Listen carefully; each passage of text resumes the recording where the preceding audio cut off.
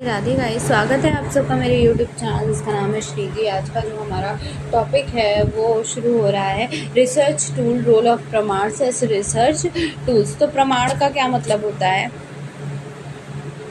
प्रमाण यथार्थ ज्ञान, ट्रुथ नॉलेज के सदांतकरण मोस्ट जिसके उपस्थित होते ही यथार्थ ज्ञान की प्राप्ति हो जाती है, वो प्रमाण कहते हैं। अर्थात यथार्थ ज्ञान प्रमा और ये साधन होते हैं। नेक्स्ट है आपका प्रमाणकर्म प्रमाणम यथार्थ अनुभव प्रमा साधितम करणतम। इस प्रकार वस्तुओं के यथार्थ ज्ञान की प्राप्ति प्रमाणों के द्वारा की जाती है। इस ज्ञानोपलब्धि की प्रक्रिया में प्रमा साध्य एवं प्रमाण साधना होते हैं। इसीलिए दर्शन शास्त्र की साध्य प्रमा के अधिक जोर देने वाला शाखाएं प्रमाण शब्द कहा गए प्रयोग करते हैं, किंतु आयुर्वेदिक वैज्ञानिक परीक्षण एवं अनुसंधान का शास्त्र होने के कारण आयुर्वेद में प्रमाण के स्थान पर परीक्षा शब्द का व्यवहार हुआ है, जिससे कि साधन पर अधिक बल प्रतीत होता है। इस दृष्टि कोण से प्रमाण एवं परीक्षा एक ही है, जो वस्तुओं की परीक्षा पर यथार्थ ज्ञान प्राप्त करने के लिए प्रयुक्त होते हैं। प्रमाणों की संख्या के विषय में दार्शनिकों में एवं आयुर्वेद में बहुत मतभेद होते हैं। कुछ लोगों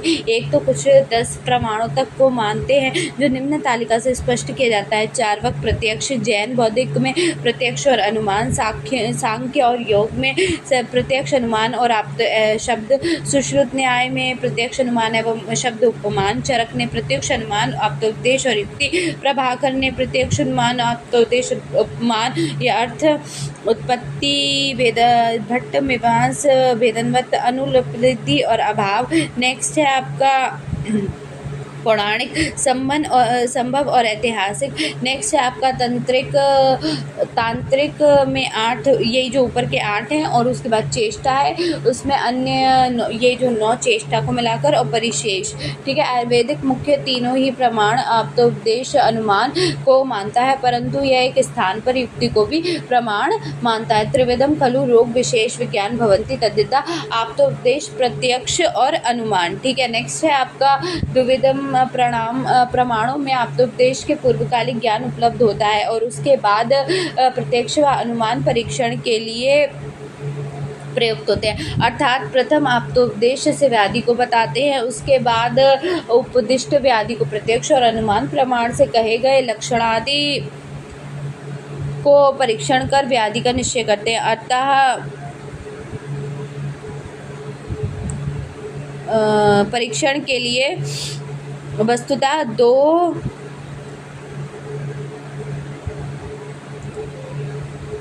ही प्रमाण प्रत्यक्ष और अनुमान का उपयोग होता है। नेक्स्ट है आपका प्रमाणों का स्वरूप। प्रत्यक्ष जो हम अपनी आँखों से देख रहे हैं। ठीक है, इसमें क्या आत्मा, इंद्रिय, मन कौन कौन से हो सकते हैं? श्रोत, घ्राण, जिह्वा और त्वक सन्निकृष्ट समीपी प्रत्यक्ष प्रमाण होते हैं। अर्थात आत्मा, इंद्रिय, मन के सन्निकर्ष से जो बुद्धि प्रवृत्त होती है, उस काल में तत्व से जो इंद्रिय के विषय को संबंध से जो बुद्धि व्यक्त होती है उसे तो देखो दर्शन से क्या होता है। अच्छा, इस पे देखो प्रत्यक्ष प्रमाण के प्रकार। दर्शन स्पर्शन रसना शब्द गंध। दर्शन आँखों से देखकर, ठीक है, कलर देख के, साइज क्वांटिटी, स्पर्श छू कर, खुरदुरा है, पतला है, चल रहा है, रुका हुआ है, ऐसे। रसना टेस्टिंग, कुछ चीज़ हम खा रहे हैं उसका कैसे बताओगे कि खट्टी है मीठे, देख के थोड़ी बता सकते हो, खाना पड़ेगा। ठीक है, शब्द मतलब भावों को सुनाई दे रहा है, उसमें आवाज़ आ रही है कुछ या नहीं आ रही है, इन सब से। ठीक है, गंध का क्या है कि आप गंध सूंघ कर बता रहे हो कि ये क्या है। ठीक है, परफ्यूम ऐसी तो होता है। तो इन सारी चीज़ों का बात की गई। दर्शन हम बता चुके कि दर्शन देखकर हो गया।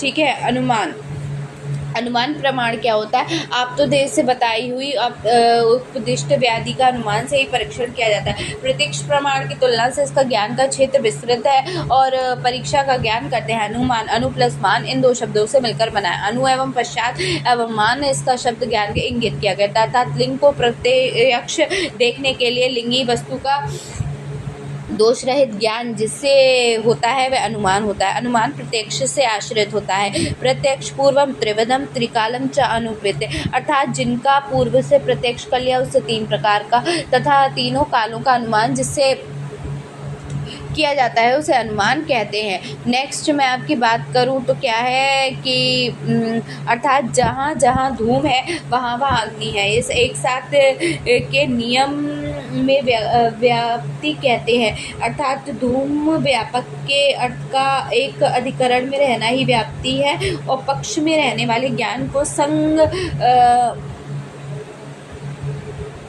परामर्श से उत्पन्न ज्ञान को अनुमति कहते हैं। व्यापत्ति विशिष्ट हेतु का पक्ष में रहने वाले ज्ञान को परामर्श कहते हैं। परामर्श में उत्पन्न ज्ञान को अनुमति कहते हैं। अनुमति के कारण यह अनुमान कहते हैं। दो पदार्थों के सहचर नियम को व्यापत्ति या व्यापत्ति से विशिष्ट हेतु का पक्ष पर्वत में रहने का ज्ञान परामर्श, और उस परामर्श से उत्पन्न ज्ञान धूम्रपान पर्वत अतः पर्वतो अनुमति है। अनुमति का कारण अनुमान है।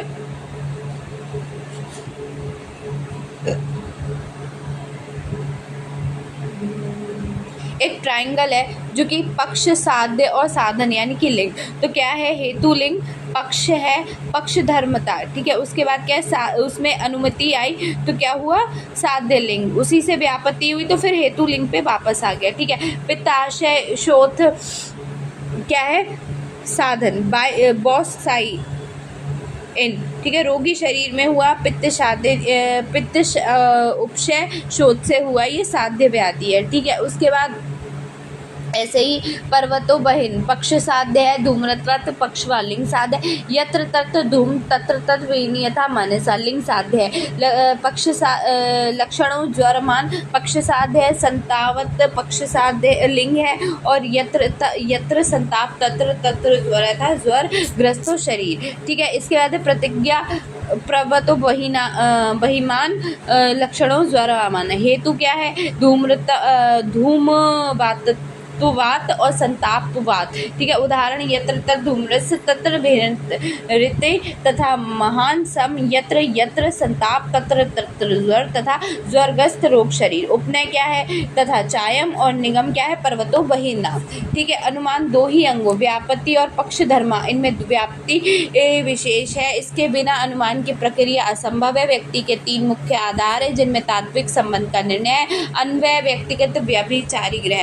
अन्वय क्या होता है, अर्थात एक वस्तु की सत्ता होने पर दूसरी वस्तु की सत्ता का होना अन्वय है। धूम से है तो वही है, संताप है तो ज्वर है, प्रभुवित मूत्रताम है तो प्रमेय है। व्यतिरेक का क्या है, अर्थात एक वस्तु के अभाव में दूसरी वस्तु का अभाव का होना व्यतिरिक्त है। धूम नहीं है तो वही नहीं है, संताप नहीं है तो ज्वर नहीं है। व्यभिचाराग्रह, व्यक्ति के व्याप्ति के अतिरिक्त अन्य स्थान पर उसके विश्लेषण अपवाद का भी अभाव होने को व्यभिचार ग्रह है, क्योंकि एक ही अपवाद मिलने पर व्याप्ति संबंध बाधित हो जाता है, नहीं होना चाहिए व्यभिप्राय। ज्ञात लिंग के द्वारा अज्ञात का ज्ञान अनुमान के लिए द्वारा किया जाता है। द्रव्य गुण में गुण वीर विपाक प्रभाव के निर्धारण के लिए अनुमान का प्रयोग किया जाता है। अनुसंधानों में पंचगव्य द्वारा समस्या के चयन के लिए कंक्लूजन तक कार्य रोगी के लक्षण व चिन्ह को देखकर उसके रोगी का अनुमान कहा जाता है। संप्राप्ति संरचना, संप्राप्ति विघटन का कार्य अनुमान क्रम में से होता है, ठीक है। कोष्ठ, अग्नि, बल, गुण, इनसे व्याधि, इनका अनुमान जन्य होता है। कार्यकरण, भाव, कर्म, सिद्धांत, पूर्व जन्म, मोक्ष, इन सबका अनुमान आवश्यकता है। इस दृष्टि से कार्य से किए हुए बहुत से उपयोग होते हैं। आप्तोपदेश प्रमाण, आप्तोपदेश का क्या मतलब है, जो हमारे लिए पूज्य पुरुषों ने या जो ज्ञान जिनके पास था उनका दिया हुआ, दो शब्दों से मिलकर बनता है आप्त और उपदेश। आप्त का मतलब होता है सत्य, और उपदेश मतलब कि जो दिया गया हो, ठीक है। तो इसमें क्या है, जैसे रजतम और सत्व गुण वाला जो होता है वो कैसा होगा, अच्छा होगा। फिर रज है, फिर तम है, तम गुण से जो भी निद्रा वगैरह आती है, ठीक है, वो राक्षसी स्वभाव का होता है। ये सब जो पुरुषों ने आप्त पुरुषों ने कहा है वही सब इसमें बताया गया है, और कुछ इसमें नहीं है, ठीक है। उसमें एक युक्ति का भी प्रयोग किया गया है। युक्ति का मतलब अपने दिमाग के अकॉर्डिंग हमने लगा लिया कि जैसे मान लो कि किसी को बुखार आ रहा है, ठीक है, तो हमें उसमें तुरंत उसको देना है कुछ, तो क्या दोगे कि उष्ण जल का पान करे या फिर, तो वो युक्ति है, ठीक है, युक्तिपूर्वक युक्ति विपर्याय जो है उस चिकित्सा की गई। तो यहाँ पर ये ख़त्म हो गया, ठीक है। उसके बाद जो अब नेक्स्ट टॉपिक है वो the concept and importance of ethics in research. तो इसके लिए क्या इम्पोर्टेंट है, देखो, किसी भी अनुसंधान प्रक्रिया की मान्यता हेतु अनुसंधानकर्ता के द्वारा अनुसंधान से पूर्व उसके अनुसंधान प्रस्ताव को एथिक्स कमिटी द्वारा मान्य की जाना अत्यंत आवश्यक है। मतलब कि एक कम्युनिटी है कि एथिक्स कम्युनिटी, वहाँ से हमें क्या चाहिए, जैसे कि आप लोग कुछ बनते हैं, कोई फॉर्म भरते हो तो वहाँ से उस यूनिवर्सिटी का स्टैम्प या कुछ ऐसे चाहिए होता है, तो वो यहाँ बताया गया। चिकित्सा के क्षेत्र में किए जाने वाले अनुसंधान को चिकित्सीय पद्धति का प्रयोग मनुष्यों एवं जानवरों पर किया जाता है। मनुष्य पर किया जाने वाले प्रयोगों को इंस्टीट्यूशनल एथिक्स कमेटी के द्वारा एवं जानवरों के में किए जाए प्रयोगों के बाध्यता एनिमल एथिक्स कमेटी के द्वारा प्रदान की जाती है। इस प्रकार चिकित्सा के क्षेत्र में होने वाले अनुसंधानों को दो प्रकार की समितियां महत्वपूर्ण भूमिका अदा करती हैं।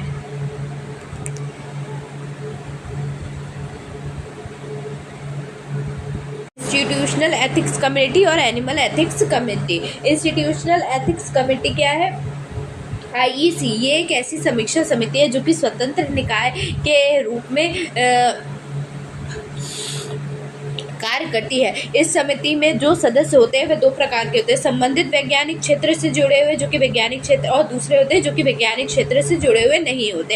इस समिति के द्वारा अनुसंधान के प्रस्ताव की समीक्षा करके एवं उनकी मान्यता प्रदान करके जन सामान्य को इस बात के लिए विश्वास दिलाया जाता है कि इस अनुसंधान की सुरक्षा अधिकारों का किसी भी प्रकार से हनन नहीं हो रहा है। कार्य और उद्देश्य क्या है? प्राइमरी ऑब्जेक्टिव और सेकेंडरी ऑब्जेक्टिव। प्राइमरी ऑब्जेक्टिव है कि उन सभी अनुसंधान प्रस्तावों को मनुष्य की सुरक्षा, गरिमा और पुनर्मूल्यांकन कराकर पारित करता है जिनमें कहीं ना कहीं मनुष्य की भागीदारी होती है। हालांकि अनुसंधान का उद्देश्य अत्यंत महत्वपूर्ण होता है, परंतु अनुसंधान में शामिल किया भी व्यक्ति के स्वास्थ्य से समझौता नहीं करता है। सेकेंडरी ऑब्जेक्टिव क्या है? IEC का द्वितीय उद्देश्य अनुसंधान के प्रस्ताव को स्थानीय एवं अंतर्राष्ट्रीय मानकों के अनुसार जांचना होता है। Required document for IEC approval और डॉक्यूमेंटेशन। इसमें क्या? प्रार्थी का नाम, योग्यता या पद जहाँ पर अनुसंधान संपादित किया जाना है उस संस्था एवं चिकित्सालय का क्षेत्र का नाम, विभाग अध्यक्ष का स्वीकृति पत्र, अनुसंधान प्रस्ताव का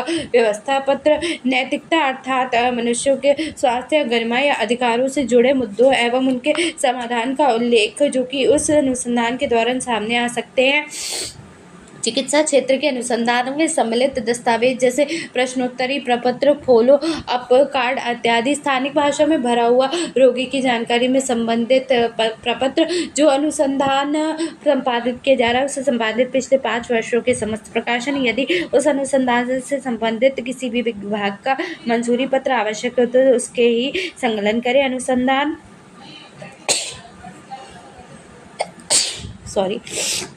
हेतु आर्थिक सहायता के लिए स्रोत एवं आवश्यकता का उल्लेख पत्र, अनुसंधान में प्रयुक्त चिकित्सा पद्धति या औषधि का यदि कोई संभवतः घातक विपरीत प्रभाव हो तो उसका उल्लेख, राष्ट्रीय एवं अंतर्राष्ट्रीय निर्देशों में पालन में सहमति हेतु सहमति पत्र, अनुसंधान एवं सकारात्मक या नकारात्मक परिणामों को समय समय पर प्रकाशित करने का योजना पत्र।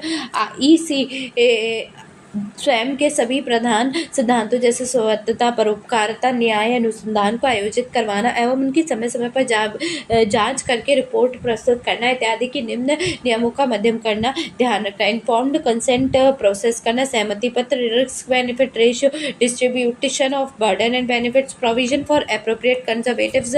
IEC का कार्य न केवल प्रस्तावित अनुसंधान की जांच या मूल्यांकन अनुसंधान से पूर्व एवं पश्चात में से अपितु अनुसंधान के दौरान समय समय पर पुनर्मूल्यांकन करके वार्षिक रिपोर्ट्स, मासिक रिपोर्ट्स के माध्यम से उसकी जानकारी प्रस्तुत करता है। आईईसी की संगठन कंपोजिशन ऑफ आईईसी चेयरमैन एक होता है, डिप्टी चेयरपर्सन भी एक होता है अगर नीडेड है तो, मेमोरी सेक्रेटरी और क्योरम 5 होते हैं। किसी भी निर्णय को लेने के लिए कार्यकारिणी में न्यूनतम 5 सदस्यों का होना अनिवार्य है। कार्यकारिणी सदस्यों में 1 से 2 चिकित्सक वैज्ञानिक, 1 से 2 क्लिनिकल अर्थात जो मेडिकल प्रैक्टिस से जुड़े हुए, एक कानूनी सलाहकार जो कि एक विशेषज्ञ वकील या रिटायर्ड जज भी हो सकता है, जो एक समाजशास्त्री जो कि स्वयं सेवी संस्थान एवं उत्तराधिकारी भी हो सकता है, एक दार्शनिक, एक सामाजिक व्यक्ति ये होता है। आईईसी के सदस्यों का चयन उनकी योग्यता एवं भूतपूर्व कर्तव्य निष्ठता अनुभव के आधार पर जिस संस्था के लिए नैतिक समिति बनाई जा रही है उसकी संस्था क्या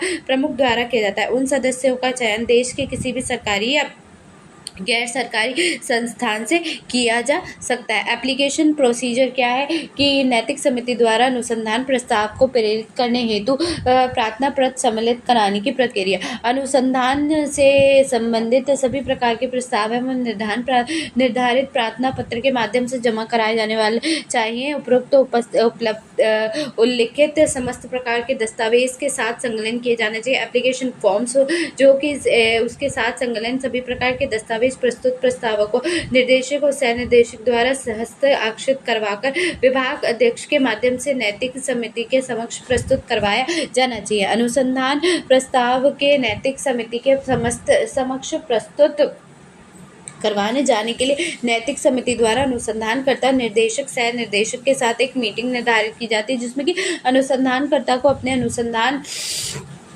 प्रस्ताव की एक संक्षिप्त जानकारी नैतिक समिति के समक्ष प्रस्तुत होती है। नैतिक समिति की सहमति या असहमति को अनुसंधानकर्ता के समक्ष लिखित में पहुंचाया जाता है। यदि किसी दस्तावेज में कमी होती है, अनुसंधान प्रस्ताव में कोई परिवर्तन आवश्यक होता है तो निर्धारित समय सीमा में उन दस्तावेजों को सम्मिलित करवाने एवं आवश्यक परिवर्तनों तक समय सीमा के उन दस्तावेजों को सम्मिलित करवाने एवं आवश्यक परिवर्तन करवाने जमा करने का निर्देश अनुसंधानकर्ता को दिया जाता है। एप्लीकेशन फॉर्म्स का यदि कोई निर्धारण शुल्क होता है तो उसे भी जमा करवाया जाता है। इथिकल रिव्यू प्रोसीजर अनुसंधान प्रस्ताव के जमा कराए जाने के पश्चात समिति द्वारा नियमित समय तरल पर मीटिंग निर्धारित की जाती है जिनमें कि अनुसंधान प्रस्ताव से जुड़े समस्त पहलुओं पर गहनता से विचार किया जाता है। मीटिंग बुलाई जाने से 2 सप्ताह पहले समिति के समस्त सदस्यों का अनुसंधान प्रस्ताव भेज दिया जाता है जिनमें वो उससे संबंधित विषयों का अध्ययन करते हैं। अनुसंधान प्रस्ताव पर सहमति जताने हेतु पहले सभी सदस्यों की आम सहमति का होना आवश्यक होता है। यदि आवश्यकता पड़ती है तो सहमति असहमति का निर्धारण चुनाव द्वारा किया जाता है। कभी कभी आवश्यकता करने पर मीटिंग में स्वयं अनुसंधानकर्ता को भी बुलाया जा सकता है। विशेष प्रकार के अनुसंधान प्रस्ताव को पारित करने हेतु अलग से विषय विशेषज्ञ भी उनकी राय जानने के लिए बुलाए जाते हैं। नैतिक समिति के निर्णय के पश्चात अनुसंधान प्रस्ताव के अनुमोदन सहमति को लिखित में तैयारी की जाती है। एलिमेंट्स ऑफ रिव्यू अनुसंधान से होने वाले संभावित नुकसानों पर विचार। अनुसंधान के सम्मिलित किए गए हुए हटाए गए क्राइटेरिया एवं अनुसंधान के मध्य में जिन लोगों को अनुसंधानकर्ता से हटाया जाता है उन पर विचार किया जाता है। अनुसंधान से होने वाले क्षति से क्षतिपूर्ति की व्यवस्था पर विचार किया जाता है। अनुसंधान में शामिल व्यक्तियों को यदि कोई नुकसान होता है तो उसकी पूर्ति अर्थात उसकी मुआवजे को प्रावधान पर विचार किया जाता है। अध्ययन के पश्चात जिस औषधि का अनुसंधान में उपयोग किया जा रहा है उसकी उपलब्धता पर विचार किया जाता है। मरीज अर्थात अनुसंधान में शामिल व्यक्ति के स्थानीय भाषा में सहमति पत्र भरवाना चाहता है। अनुसंधान के परिणामों पर प्रदर्शन किस प्रकार की सांख्यिकी किस प्रकार के आंकड़ों से प्रस्तुत किया जाएगा इस बात पर विचार किया जाता है। समस्त नियम मात्मक दिशा निर्देशों का पालन किया जाता है। जिस संस्थान कॉलेज हॉस्पिटल या फिर अनुसंधान संपादित किया जाना है उसी समस्त सुविधाओं का विवरण प्रस्तुत किया जाता है। किस आधार पर रोगियों को अध्ययन के मध्य में ही बाहर निकाल दिया जाता है इस प्रकार पर बात पर विचार किया जाता है। नेक्स्ट है डिसीजन मेकिंग। अंतिम निर्णय पर पहुंचने पर पूर्व सदस्यों द्वारा अनेकों मुद्दों पर विचार किया जाता है। अंतिम निर्णय उसी मीटिंग में लिया जाता है जिनको नैतिक समिति के सभी सदस्य उपस्थित होते हैं। निर्णय का प्रकार स्वीकृत अस्वीकृत पुनः विचारणीय इस प्रकार का हो सकता है। पुनः विचारणीय प्रस्तावों को संशोधन के पश्चात समिति के निर्धारित सदस्य द्वारा शीघ्र पुनर्मूल्यांकन हेतु भेजा जाता है। अनुसंधान प्रस्ताव की अस्वीकृति के पश्चात पुनर्मूल्यांकन हेतु याचिका दायर करने की प्रक्रिया का इसका स्पष्ट उल्लेख नैतिक समिति द्वारा किया जाना चाहिए। Communication the decision. अनुसंधान प्रस्ताव से पुनर्मूल्यांकन या मूल्यांकन के पश्चात अंतिम निर्णय को समिति के सचिव द्वारा लिखित में अनुसंधानकर्ता तक पहुंचाया जाता है। अनुसंधान प्रस्ताव में यदि कोई परिवर्तन करना हो तो वह भी नैतिक समिति द्वारा लिखित में अनुसंधानकर्ता तक पहुंचाया जा सकता है। अनुसंधान प्रस्ताव की अस्वीकृति के कारण भी अनुसंधानकर्ता को बताया जाने वाला आवश्यक होता है। Institutional animal ethic committee. Introduction. Prevention of cruelty to the animals. PCA act 1960 पशुओं के प्रति निर्दयता को रोकने वाला कानून जो कि सन 1982 में पारित हुआ था, उसका उद्देश्य पशुओं को दिए जाने वाले आवश्यक वेदनाओं एवं निर्दयता को बचाना है। केंद्र सरकार ने एक ऐसी समिति का गठन किया है जो कि पशुओं पर होने वाले किसी भी प्रकार के कोई भी प्रयोग दौरान अर्थात पहले, मध्य या बाद में उनको होने वाले किसी भी प्रकार की हानि को ध्यान में रखते हुए उपरोक्त उद्देश्य को ही ध्यान में रखते हुए सरकार से breeding of an experimental on animals control and surveillance rules 1988 का निर्माण किया, जो कि सन 2001 में लागू होकर 2006 तक रहा। Definition of IAC। Institutional animal ethics committee. संस्थानिक पशुओं प्रायोगिकता के संबंधित नैतिक समिति। यह एक ऐसा निकाय है जिसके सदस्यों का चयन एवं प्रमाणीकरण एक अलग समिति द्वारा किया जाता है। इस समिति के सदस्य पशुओं पर होने वाले किसी भी प्रकार के प्रयोगों का निरीक्षण एवं नियंत्रण करते हैं। रोल या फंक्शन। IAC पशुओं पर होने वाले सभी प्रकार के प्रयोग पशु विज्ञान विशेषज्ञ की देखरेख में ही संपन्न होता है। पशुओं पर जो भी प्रयोग किए जाएंगे वे अत्यंत सावधानी से, उचित देखरेख से, मानवीय व्यवहार के साथ एवं संज्ञानाशय दर्द निवारक औषधियों के प्रयोग से किए जाएंगे ताकि उनको दर्द कम से कम हो। अत्यंत घातक रूप से घायल पशु जिनका ठीक होना असंभव है, उनको दर्द रहित तरीके से संज्ञानाश द्रव्यों का प्रयोग करके मृत्यु दी जाएगी। यदि अनुसंधान हेतु पशुओं के समकक्ष अन्य साधनों की उपलब्धि है तो अनुसंधान में पशुओं का प्रयोग नहीं किया जाएगा। यदि छोटे जानवरों पर प्रयोग में बड़े जानवरों का प्रयोग नहीं किया जाना चाहिए, जैसे ज्वाइनिन पिग, रैबिट आदि। अनुसंधान प्रारंभ करने से पहले एवं बाद में पशुओं की उचित देखभाल अत्यंत आवश्यक है। पशुओं पर जो भी प्रयोग किया जाए उनका उचित विवरण लिखने में रखा जाना अत्यंत आवश्यक है। पशुओं से संबंधित सभी प्रकार के अनुसंधानों से प्रस्तावों को पशुओं के किए जाने वाले प्रयोगों से पहले एवं बाद में निरीक्षण करके पशुओं से संबंधित नैतिक समिति की पारित करती है। बड़े पशुओं से संबंधित प्रयोगों से प्रस्ताव को पारित करने के लिए CPCSEA नामक समिति के पास एक निर्धारित प्रस्ताव के साथ भेजना चाहिए। कंपोजिशन ऑफ IAC का संगठन। इसमें 8 सदस्य होते हैं। जैव वैज्ञानिक 1, जैव क्षेत्र से संबंधित अलग अलग वैज्ञानिक 2, पशु चिकित्सकीय 1, पशुओं की सुविधाओं को जानने के लिए वाला वैज्ञानिक 1, संस्था के बाहर में वैज्ञानिक 1, गैर वैज्ञानिक सामाजिक कार्यकर्ता 1, CPCSEA संस्था से 1, कार्यकारिणी में कम से कम 6 सदस्य होते हैं। सभी निर्णय मीटिंग के पश्चात ही लिए जाते हैं। मीटिंग के CPCSEA सदस्य का होना आवश्यक होता है और यदि अनुसंधान प्रस्ताव को CPCSEA के पास भेजा जाता है तो मीटिंग में सामाजिक कार्यकर्ता का होना आवश्यक होता है। अनुसंधान के दौरान एक समस्त साल में एक मीटिंग होना आवश्यक होता है। नेक्स्ट जो टॉपिक है वो है concept of evidence based medicine and scientific writing, जो हम नेक्स्ट वीडियो में करेंगे। अभी के लिए इतना काफ़ी है। बाय।